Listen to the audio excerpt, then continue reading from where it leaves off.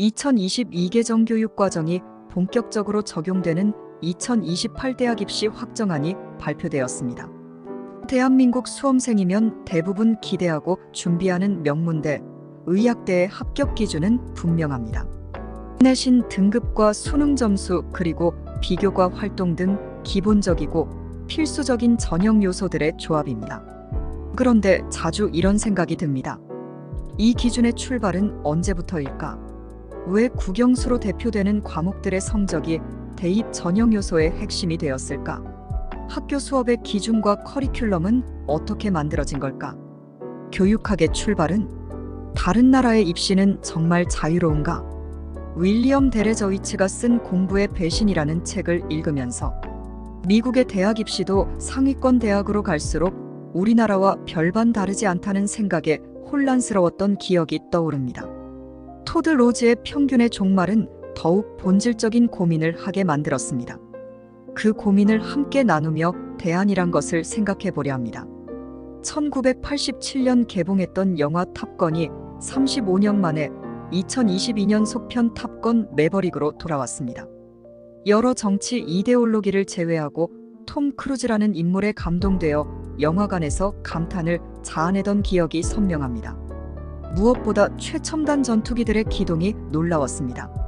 비록 영화이지만 전투기 조종사들의 훈련 과정과 실전 배치를 보면서 토드 로저의 평균의 종말을 다시 떠올려 보게 됩니다.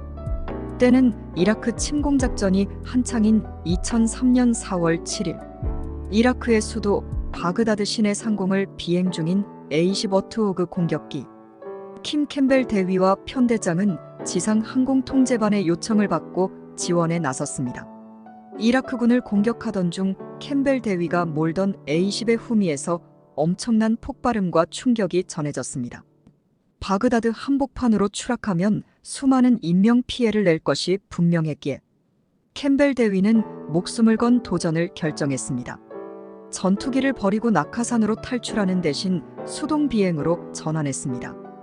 우여곡절 끝에 무사히 추가 인명피해 없이 아군 기지로 도착한 캠벨 대위는 전쟁 영웅이 되었고 비행수훈 십자장도 수상했습니다.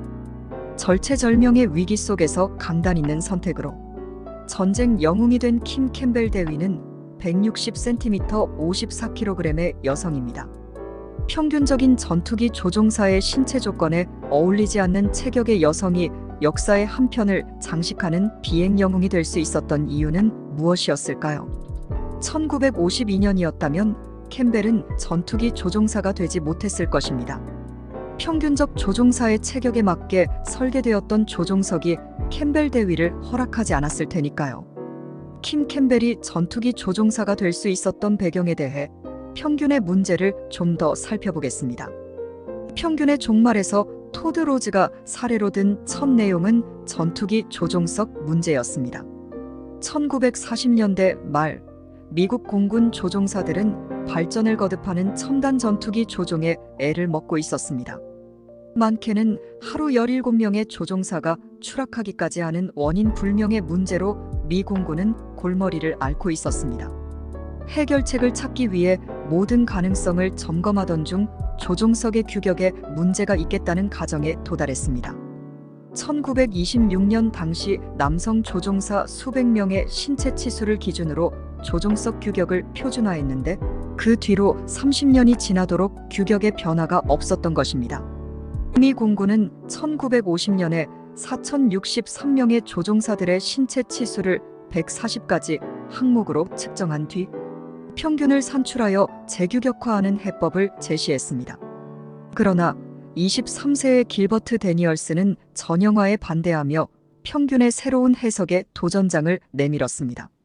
조종석 설계에 연관성이 높은 10개 항목의 신체 치수 평균값을 기준으로 평균적 조종사를 찾는 연구를 시작했습니다. 10개 항목 평균 범위에 해당하는 조종사는 4,063명 중 0명이었습니다. 주요 3개 항목으로 줄여도 해당 평균에 포함되는 수치는 3.5% 미만이었습니다. 미국 공군은 평균을 기준 3던 관행을 버리고 개인 맞춤형을 새로운 지침 원칙으로 항공기 제작자들에게 요구했습니다. 어떤 체격에도 적합한 조종석을 제작하라고. 처음에 말도 안 되는 비용이 들거라며 반대하던 엔지니어들이 결국 해결책을 찾아냈습니다. 개인에 맞게 조절 가능한 시트를 설계한 것입니다. 그리고 이 해결책은 지금 우리가 편하게 타고 다니는 자동차의 운전석 조절에도 적용되고 있습니다. 이번 포스팅의 서두에서 던졌던 첫 질문으로 돌아가 보겠습니다. 공교육의 표준화는 언제부터였는지, 대학 입시에서 평균 등급과 성적이 주된 전형 요소로 활용되는 이유는 무엇인지 등입니다. 보다 근본적인 질문이지만 역사를 통해 배울 수 있습니다. 그리고 우리는 평균주의의 불완전함을 이겨내고 개개인의 우수함을 최상으로 이끌어낼 수 있는 방법을 고민하려 합니다. 평균의 개념을 도입하여 발전시킨 캐틀레와 프랜시스 꼴턴, 인간보다 시스템을 우선하는 표준화 시스템을 개발하여 산업화 시대의 발전에 큰 영향을 미치고, 최초의 경영 컨설턴트로 살았던 테일러는 평균주의를 일상에 뿌리내리게 했습니다.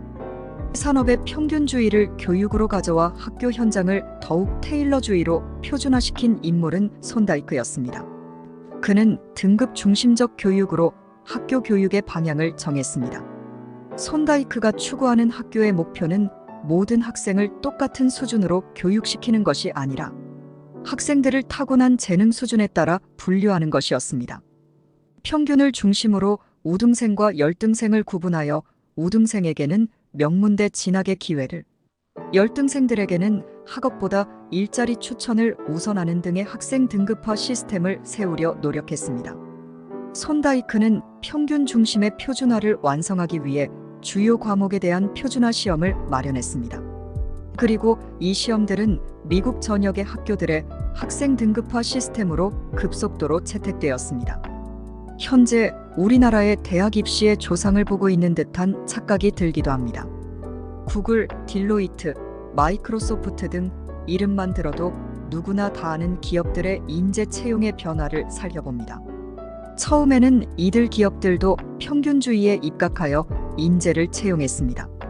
대부분의 대기업들처럼 SAT 점수, 학교 GPA, 학위 등을 성적화하여 최상위층에 드는 지원자들을 채용했던 것입니다. 그러나 2000년대 중반부터 인재 선발 방식에 문제가 있음을 느끼기 시작했습니다. 이들 기업들은 성적, 등급, 졸업장 등으로 포착하지 못하는 재능, 회사에 꼭 필요하지만 알아보지 못해 놓친 인재가 많다는 것을 알게 되었습니다. 재능을 숫자로 요약해서 평균과 비교하는 등급 매기기 아이디어가 효율적이지 못하다는 사실을, 그렇다면 어떻게 인재를 채용해야 할까요? 바로 개개인성이 그 해결책으로 등장했습니다. 저자 토드 로즈는 개개인학을 연구하는 하버드 교육대학원 교수였습니다. 그의 파란만장한 삶이 곧 책의 내용이라 해도 과언이 아닙니다. 중학교 시절 ADHD 장애 판정을 받았고 고등학교는 성적 미달로 중퇴했지만 지역대학을 다니며 나름의 개개인성을 통해 노력한 끝에 하버드 교육대학원 교수가 되었습니다. 그의 테드 강연도 꼭 시청해 보실 것을 추천합니다. 토드 로즈가 개인의 경험을 바탕으로 제안하는 해결책은 개개인성의 패턴에 있습니다. 이번 영상에서는 생략했지만 들쭉날쭉, 맥락, 경로, 세 가지 원칙은 각 경우들마다 우리 아이들의 상황에 적용해보면 놀라운 인사이트를 얻을 수 있을 것입니다. 월드클래스 손흥민 선수와 부친 손흥정 감독의 책을 읽으면서 격하게 동의하는 부분이 있습니다. 책 제목 그대로 모든 것은 기본에서입니다. 기본을 건너뛰는 선행학습이 문제였고 기본을 무시한 심화학습이 문제였습니다.